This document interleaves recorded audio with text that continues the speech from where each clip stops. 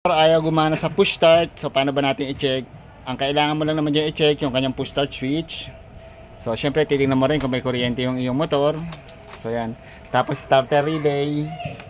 Tapos yung starter motor. Ayan yung nasa loob, starter motor.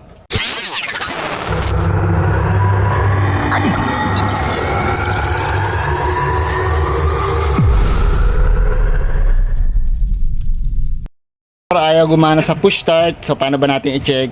Ang kailangan mo lang naman yung i-check yung kanyang push start switch. So syempre titingnan mo rin kung may kuryente yung iyong motor. So yan. Tapos starter relay. Tapos yung starter motor. Ayan yung nasa loob, starter motor.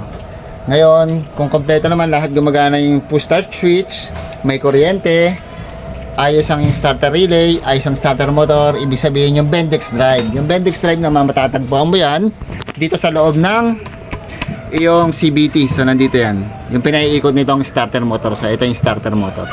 So ito, sa problema nito, meron naman lagitik yung kanyang push start starter relay. So ayan. So pag pinupush start mo siya, on natin. So ayan, ibig sabihin may power. Pag pinupush start mo, so natunog yung kanyang starter relay. Ito yon. So ito yung starter relay. So subukan natin kung may kuryente nga, para malaman nyo kung talagang okay siya at may dumadaloy na kuryente papunta sa starter relay galing sa push start switch. So ito, gamit tayo ng test light. So yung isang paan ng test light nandito sa iyong negative. Tapos itong positive, sukatin mo yung isa to, itong may kulay pula na cover, dapat may kuryente yan. So ayan, always na may kuryente yan. Tapos itong kabila, wala yan. Iilaw lang yan kapag pinindot mo yung push start switch. Kaya nang pakipindot ka.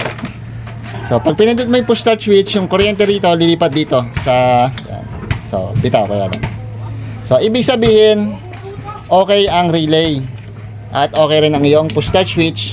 Nagsusupply yung push start switch ng kuryente para matrigger yung relay at ilipat naman ng common sa normally open. So ayan, para magkaroon ng power at pumunta doon sa starter motor. So titikrin natin yung galing na kuryente dito, kailangan meron siyang ibabato doon sa atin starter motor. So ayan. So ito yung kanyang positive. So hanapin mo yung positive na supply ng yung starter motor. So ito yon, yan, ito. Yung may cover na goma sa yung starter motor, ayan yun. Yan. Zoom lang natin. So ayan yung positive, yung may cover na goma. So lagay natin dyan yung ating test light. So test light, lagay natin. Tapos kailangan niya umilaw kapag pinindot tong push start switch. So ayan, pindutin natin to.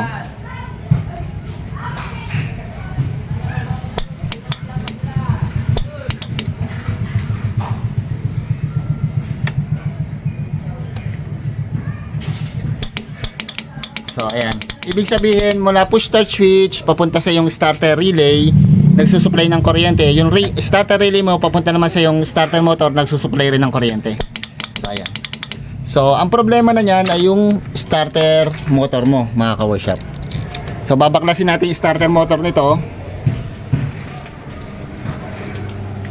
Ito yan, may dalawang tornilyo yan. So aalisin lang natin yan, tapos ilalabas natin siya. Titingnan natin kung bakit ayaw niya umikot. Maaaring yung starter motor ay pudpud na yung carbon brush, or maraming sunog na rin yung pag winding nito sa loob. So yan ang check natin. Pero kadalasan pag ganitong problema, carbon brush lang ang problema niya pinapalitan.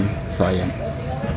So yun lang ang pang-check kung paano malaman kung saan ang problema ng iyong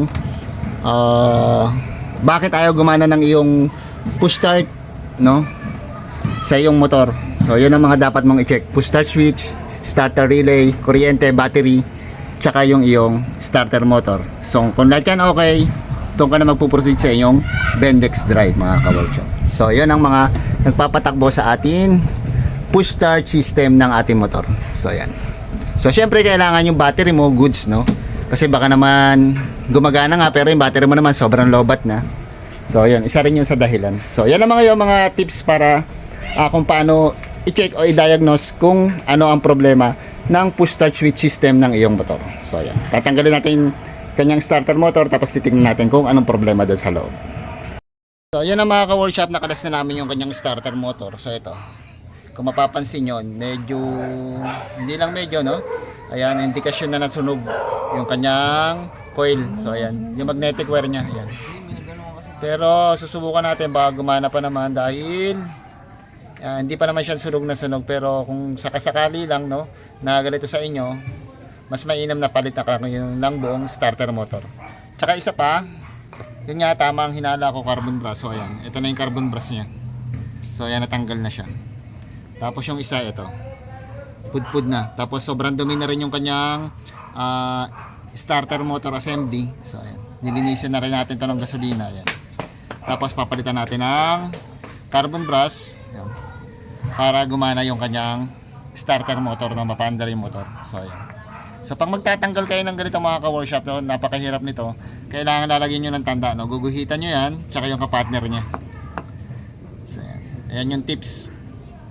Para kung sakaling ibabalik nyo, yung may mga guhit, yung may guhit na yon, pagtatamain nyo lang. Yan. Ganyan, guguhitan nyo. Para pagbabalik nyo, madali nyo maipasok tong dalawang screw. So ayan. Yung dalawang nya, madali nyo siyang maipasok. Hindi kayo mahihirapan, magtatama siya doon. Dahil nga may magnet yan sa loob, so mahihirapan kayo magpasok. Yan. Didikit kasi itong screw. Kaya ganun ang dapat, talagyan siya ng tanda. So yan, lilinisin natin, tapos palit tayong carbon brush, tapos babalik na natin sa motor. So yan, yun yung Bendix. Paandarin na natin siya. So, hindi pala naka-play. So yun na, nalinis na natin yung kanyang starter assembly. So yan, nilinis natin ng gasolina. Napalitan na natin carbon brush. So ito rin, nalinis na rin natin. So sa paglilinis nito, kailangan to lilihahin nyo ng 1,000 na grit na liha. Tapos, itong mga patlang, yung mga pagitan, lilinisin nyo rin yan. So pag nalinis nyo yan, ang compatible na carbon brush para sa mga GY6 ay yung GY6 rin na tarak, no? Pareha sila, kahit anong GY6, basta GY6 na carbon brush, para sila. Kaya lang di sila plug and play. So tatanggalin nyo yung stock, puputulan nyo, tapos ihinang nyo yung bago yung carbon brush na ipapalit nyo yan. Kung makikita nyo, may hinang yan. So ayan, nakihinang siya doon. So make sure naman na maayos yung pagkakahinang nyo. So yung ito may balot, ito yung positive. Tapos itong walang balot, ito naman yung negative nya. So kaya wala siyang balot. Kahit na dumikit siya sa body, okay lang. Wag lang itong positive side. So ayan.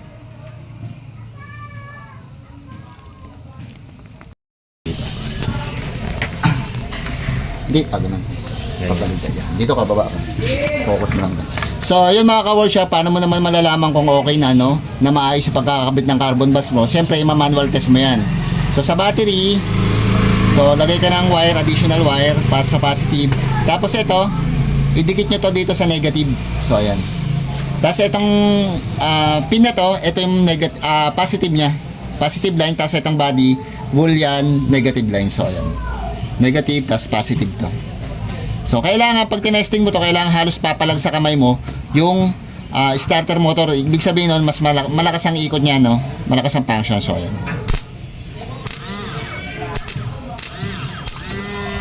So, yun. Ganun dapat kalakas ang ikot ng starter motor. So, yun. Okay pa to mga ka-workshop. So, ilalagay na natin sa motor. Yan.